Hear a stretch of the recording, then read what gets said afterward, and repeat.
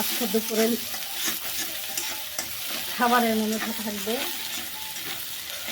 রুই মাছ দিয়ে আলু দিয়া সিম দিয়া ছোটো ছোটো মূলার ডাটা ছোটো ছোটো মূলা হয় যে মূলা দিয়ে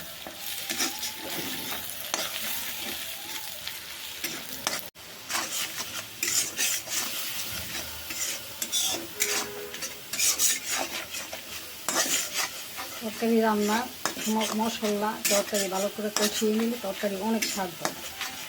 আমি জানি সবাই জানে, তারপরে যারা অনেকে আছে জানে না একসাথে বসাই দেয়, তবে ডাক্তারের সাহায্য ছাড়া বলে একসাথে মাখায় দেখায় বসার জন্য। আমরা তো মুখের জিব্বার স্বাদের জন্য আমরা কষায় মজায় রান্না করতে হয়, না হয়তো খাওয়া যায় না এরকম মনে হয়, কারণ অভ্যাস করে ফেলছি। এখন দিয়ে দেবো আমি সবজিটা।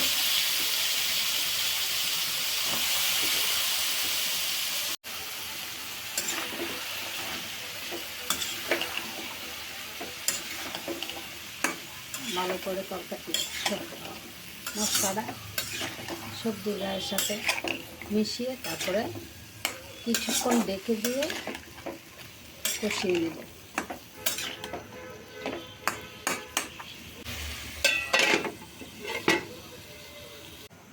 মূলার শাকটা ভেজে করে নেব। শাকে এত ময়লা, শীতের দিনে শাক তো সবজি শাকসবজি প্রচুর ময়লা থাকে।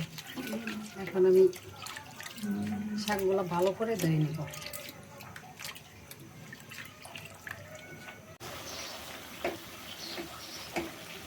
চলে আসলাম তরকারির মধ্যে।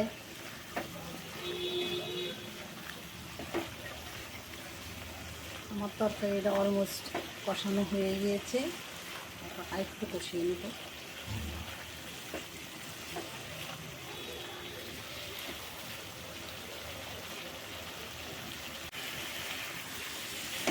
আমার তো সবজি কষানো শেষ, এখন আমি পানি দিয়ে দেব।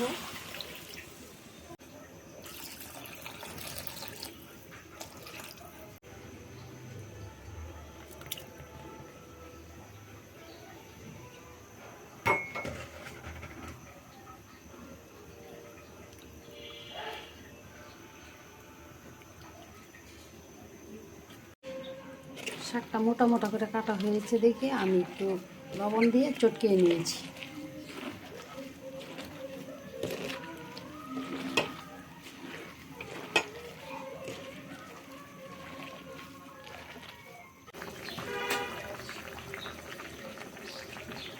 আমার তরকারি অলমোস্ট হয়ে গিয়েছে।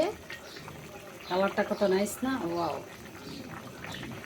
জোস কালার আসছে। কিন্তু কালার দেখেও বোঝা যায় তরকারির স্বাদের উপরে, স্বাদ ডিপেন্ড করে কালারের উপরে।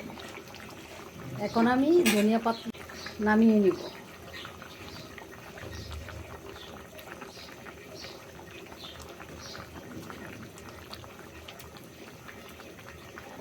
শীতের সবজির মধ্যে, শীতের তরকারি যে কোনো জিনিসের মধ্যে ধনিয়া পাতাটাই মনে হয়, আমার কাছে মনে হয় স্বাদটা বাড়ায়। তো ধনিয়া পাতা না দিলে মনে হয় কি জানি একটা দেই নাই, অপূর্ণতা থেকে যায়। জ্যোৎস্না কালারটা কমেন্ট করে জানাই দিতে বলবেন না কিন্তু। আমি জানি অনেক আপুর অনেক সুন্দর রান্না করে, রান্না দেখে খুব ভালো লাগে আমার, তার জন্য আমিও রান্না করতেছি আর কি। রান্নার রেসিপিগুলো আপনাদের সাথে শেয়ার করতেছি। সবাই সবার কাছে শিক্ষণীয় আছে, শিক্ষার কোনো শেষ নেই। আমার তরকারিটা অলমোস্ট হয়ে গেছে, আমি নামাই নিই। আর 5 মিনিট ঢাকনা দিয়ে রান্না করে হয়ে গিয়েছে। কালারটা সুন্দর আসে নাই, কমেন্ট করে জানাবেন। এখন চলে আসলাম শাক। আজকে আমার এটাই রেসিপি, শাক, মূলার শাক আর রুই মাছ দিয়ে আলু সিম দিয়ে তরকারি।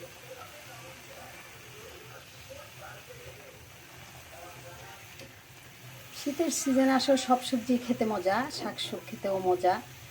যেন আমি প্রতিদিন চেষ্টা করি একটু শাক খাওয়ার জন্য, তারপরে একটু ভর্তা ভাত সাথে ভর্তা রাখার জন্য। ভর্তা আছে, ফ্রিজে রেখে দিয়েছি বানিয়ে।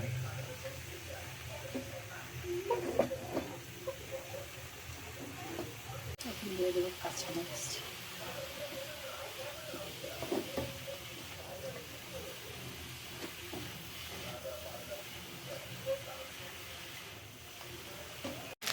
শাকটা এখন তেলে দিব, রসুন দিয়ে দিলাম।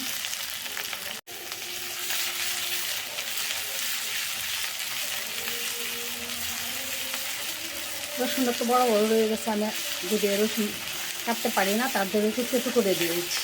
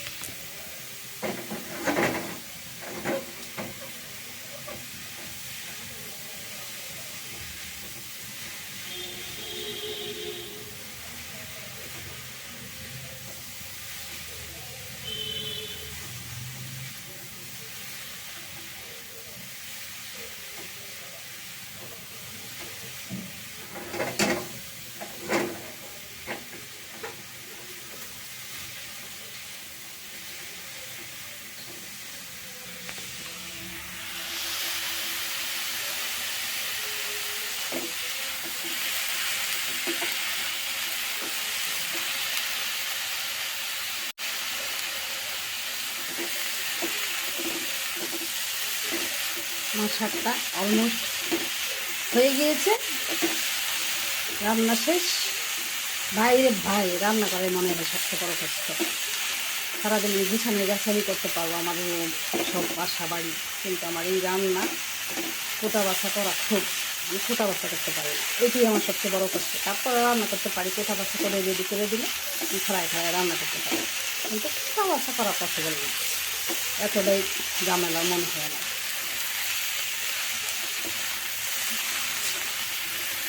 আমার শাক রান্না শেষ, এখন বিদায় নিচ্ছি। আমার রান্না রেসিপি ভালো লাগলে আমার ভিডিওটা শেয়ার করে দেবেন, আমাকে সাপোর্ট করবেন, পাশে থাকবেন।